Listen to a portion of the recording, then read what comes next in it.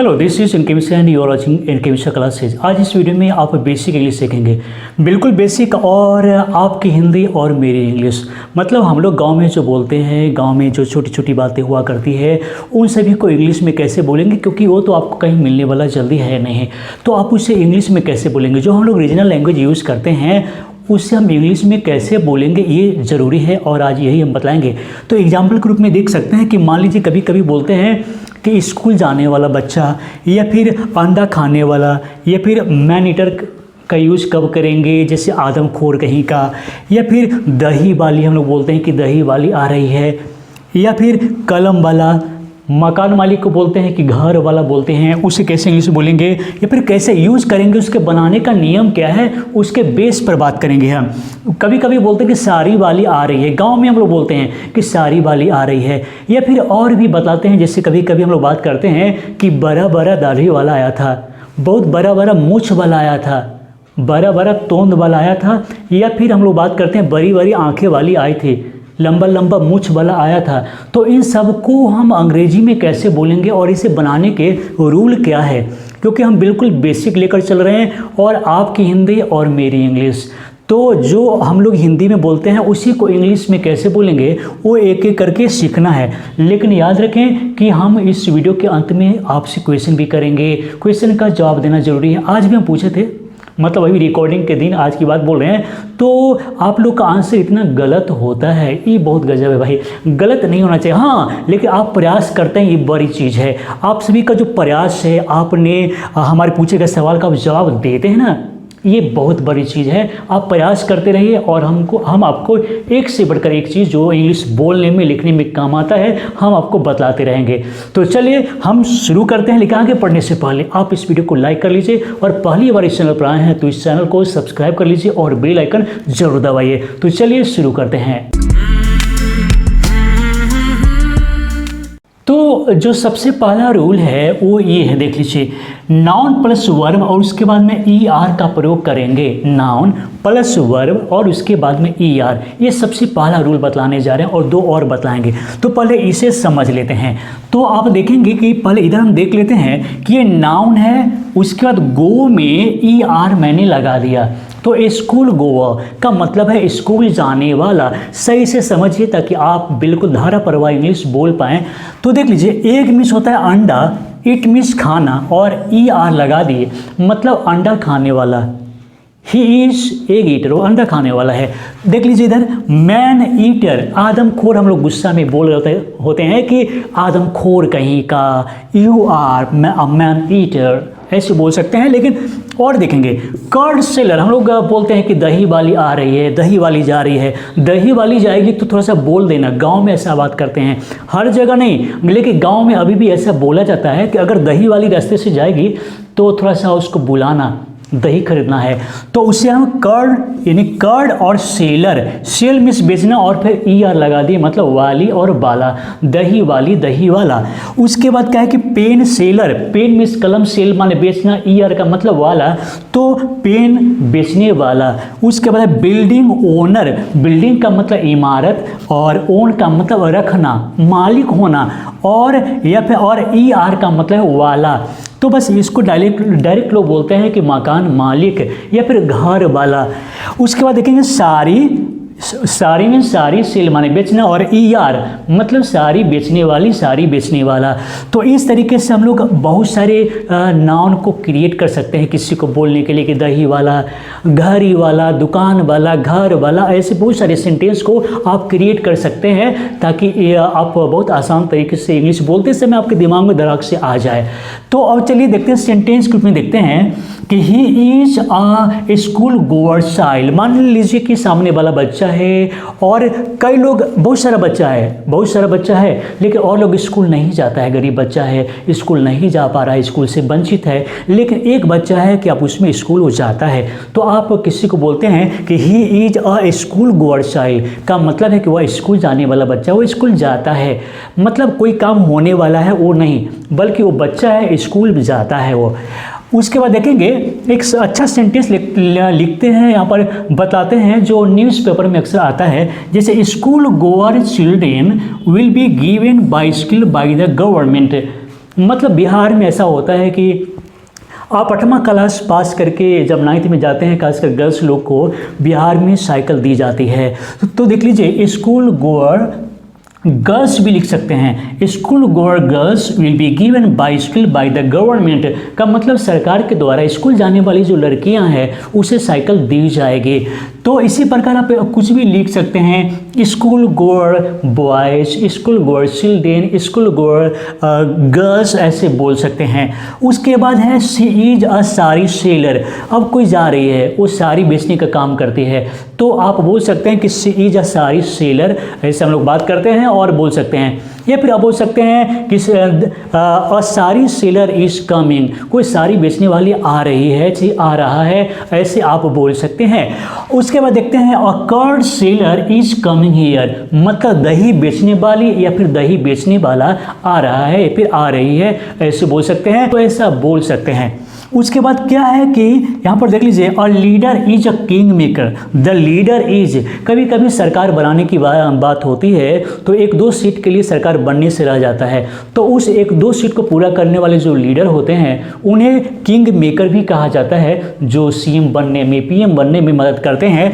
तो the leader is a king maker, किसी के बारे में बोल रहे हैं कि ये किंग मेकर है, किंग मेकर है। और ये लीडरशिप में ही नहीं, पॉलिटिक्स में नहीं, कहीं भी हो सकता है कि किसी को कोई बना देता है, करियर बना देता है, उसे किंग मेकर बोल सकते हैं, उसे कैरियर मेकर भी बोल सकते हैं। उसके बाद this man is building owner, this man is building owner का मतलब है कि यह आदमी जो है सो मकान मालिक है।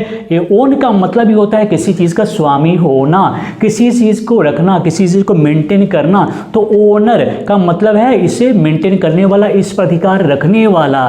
तो मकान मालिक को आप बिल्डिंग ओनर भी बोल सकते हैं। This man is building owner, यह मैन जो है बिल्डिंग ओनर है, मकान मालिक है। या फिर building owner, the building owner is coming right now, please be silent, अरे शांत हो जाओ, मकान मालिक आ रहा है। हम लोग लॉज में थे, कहीं पढ़ते थे तो बात करते थे, मकान मालिक आ रहा है, शांत हो जाओ, तो ऐसे बात करते थे। अब सेकेंड रूल देखेंगे, यहाँ पर नाउन के बाद में विद या फिर इन का प्रयोग करेंगे और प्लस फिर नाउन, तो इससे क्या स्ट्रक्चर बनेगा, क्या बनेगा वो देख लेते हैं। जैसे मैन विद बियर्ड का मतलब दाढ़ी वाला आदमी, या फिर बोल सकते हैं मैन विद लॉन्ग या फिर बिग बियर्ड, बड़े बड़ी दाढ़ी वाला आदमी, ऐसे बोल सकते हैं। मैन विद मुस्टास का मतलब है कि मूछ वाला आदमी, मैन विद लॉन्ग मुस्टास का मतलब बड़ी बड़ी मूछ वाला आदमी। उसके बाद अ मैन विद हेयर या फिर a man with long hair, बड़ा बड़ा बाल वाला आदमी। उसके बाद है अ गर्ल विद आइज, अब इसको हमें बनाना है a girl with big eyes, बड़ी बड़ी आंख वाली लड़की। या फिर देखेंगे अ मैन विद पॉट बेली का मतलब है कि बड़ी तोंद वाला व्यक्ति। अ मैन विद बिग पॉट बेली का मतलब बड़े तोंद वाला व्यक्ति। उसके बाद है वुमन इन साड़ी का मतलब है साड़ी वाली लेडीज, कोई लेडी है साड़ी पहनी हुई है तो हम बोलेंगे a man in red sari, black sari आप बोल सकते हैं। उसके बाद है मैन इन धोती का मतलब है कि एक आदमी है जो धोती पहने हुए है, धोती वाला आदमी। तो आज जो भी आपको बता रहे हैं सब में वाला वाली जरूर लगा हुआ रहेगा। जो पहले इन्फिनिटिव में हम लोग पढ़े थे उससे ये अलग है, लेकिन वो भी बतलाएंगे हम। तो अब सेंटेंस की ओर चलते हैं। जैसे a man with big beard का मतलब बड़े बड़े दाढ़ी वाला आदमी has come to see you, तुमसे मिलने के लिए आया है। हम लोग आपस में बात करते हैं कि भाई एक लड़का है, एक आदमी है जिसका दाढ़ी बड़ा बड़ा है और तुमसे मिलने के लिए आया है, का मतलब है कि बड़ा बड़ा दाढ़ी वाला आदमी तुमसे मिलने आया है।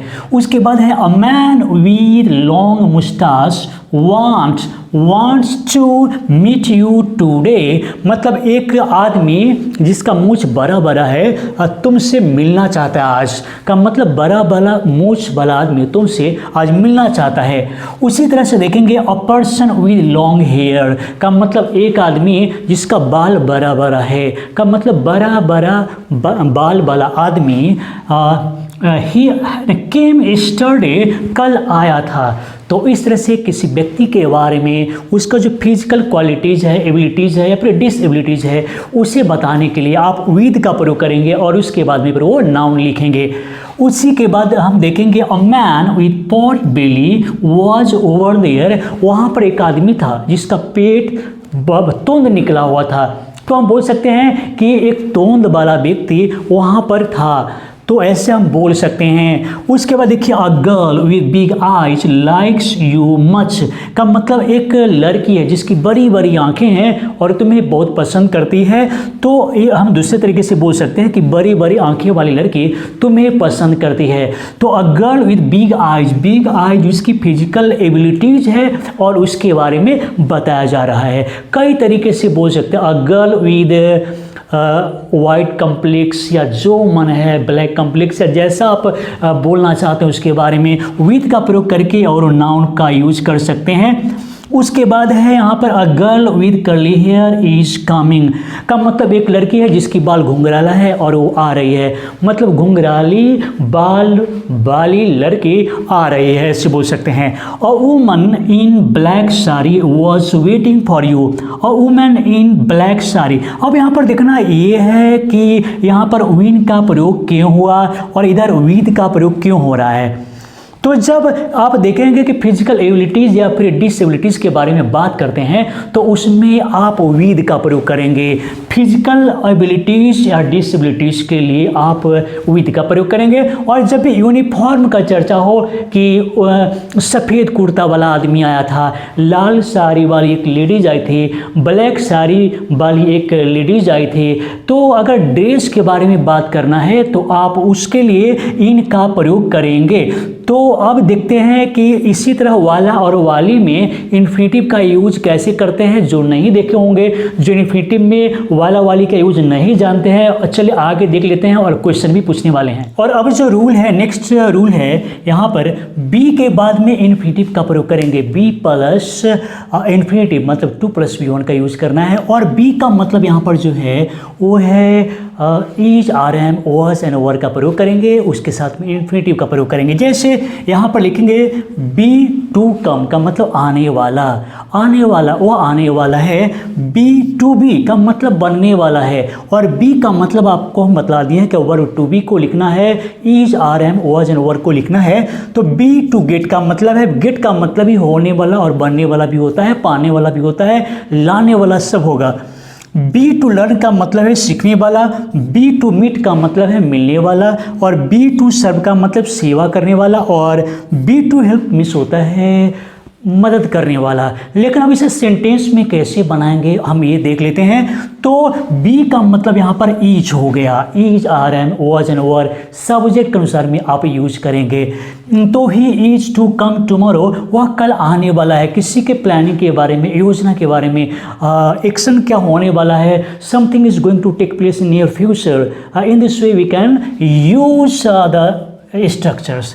तो अब करना क्या है कि ईज आर एम का यूज करना है, उसके बाद इन्फिनिटिव। तो he is to come tomorrow, वह कल आने वाला है। She is to be a doctor, वह डॉक्टर बनने वाली है। एक प्लानिंग है या फिर फ्यूचर में कोई काम होने वाला है तो उसके लिए आप क्या करेंगे, is are am was and were subject को टेंस के अनुसार टाइम के अनुसार हम यूज़ करेंगे और उसके बाद 2 + V1 का यूज़ करेंगे।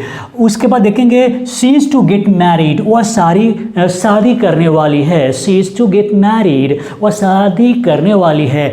तो आप क्या करेंगे यहाँ पर, गेट मैरिड का मतलब होता है शादी करना या फिर किसी का शादी होना। हम अगर ऐसे भी बोल सकते हैं कि उसकी शादी होने वाली है। अगर आपको बोलना है कि उसकी शादी होने वाली है तो आप बोलेंगे she is to get married. अगर ये भी बोलना है कि वह शादी करने वाली है तो आप बोलेंगे she is to get married. बात बराबर है दोनों में। उसके बाद आगे चलते हैं, they are to be arrested. तो यहाँ पर जो आर है वो बी हुआ, जो मैं बताया वर्ब टू बी वो, और ये यहाँ पर मेन वर्ब के यानी कि इन्फिनिटिव का काम कर रहा है। बी का मतलब बनना, ये पैसिव सेंटेंस है। इन्फिनिटिव का पैसिव 2 + V3 का प्रयोग करेंगे पैसिव बनाने के लिए। इन्फिनिटिव का अगर पैसिव बनाना है तो is are am 2 + be + verb का 3 यूज करेंगे। उसके बाद है I am to help the needy, मतलब मैं ज़रूरतमंद लोगों को मदद करने वाला हूँ, कोई काम करने वाला हूँ, इतना याद रखेंगे। तो मैं जो गरीब लोग हैं, जो ज़रूरतमंद है, उसे मैं मदद करने वाला हूँ। Are you to come again, क्या आप फिर से आने वाले हैं, पूछ रहे हैं कि क्या आप फिर से आने वाले हैं। ऐसे पूछेंगे they are to stay here, वे लोग यहाँ ठहरने वाले हैं। तो कोई भी काम करने वाले हैं, कोई भी व्यक्ति करने वाले हैं, तो आप इज आर एम +2 + V1 का प्रयोग करेंगे। उसके बाद है we are to serve them, हम लोग उन लोगों की सेवा करने वाले हैं, तो हम ऐसे बोल सकते हैं। तो आज आपने सीखा वाला से संबंधित कई सारे स्ट्रक्चर्स जो हम लोग आपस में बात करते हैं, और मैं पहले बतला दिया हूँ कि आपकी हिंदी और मेरी अंग्रेजी, तो हम लोग आप लोग जो हिंदी में बोल रहे होते हैं, बात कर रहे होते हैं, उसी को अंग्रेजी में कैसे बोलेंगे हम अक्सर आपको बतलाते रहेंगे। तो ज़रूरी है कि रेगुलर बने रहने की। आप थंबनेल को देख करके भागिए मत, बल्कि अंदर आइए, देखिए कि हम क्या बतलाए हैं, वो देखिए और समझिए और रेगुलरिटीज़ को बनाए रखिए। तो चलिए अब बारी है आपसे सवाल करने की। तो आज का सवाल है वह दही बेचने वाली है, वह दही बेचने वाली है। अब क्या है कि वह अभी बेचने वाली नहीं है। She is not going to do something in future, it means her profession is to sell curd, मतलब वह दही कल परसों बेचने के लिए निकलने वाली नहीं है, बल्कि उसकी पेशा ही है दही बेचना। तो अगर हमें बोलना है कि वह दही बेचने वाली है, तो इससे कैसे हम इंग्लिश में बोलेंगे, कैसे लिखेंगे, तो प्रयास कीजिए। और जब भी आपको दिक्कत हो तो दोबारा ज़रूर वीडियो को देखिए, समझने का प्रयास कीजिए, हमारे पूछे गए सवाल का जवाब दीजिए। तो चलिए दोस्तों, इस वीडियो को देखने के लिए, लाइक करने के लिए और शेयर करने के लिए आप सभी को बहुत बहुत धन्यवाद।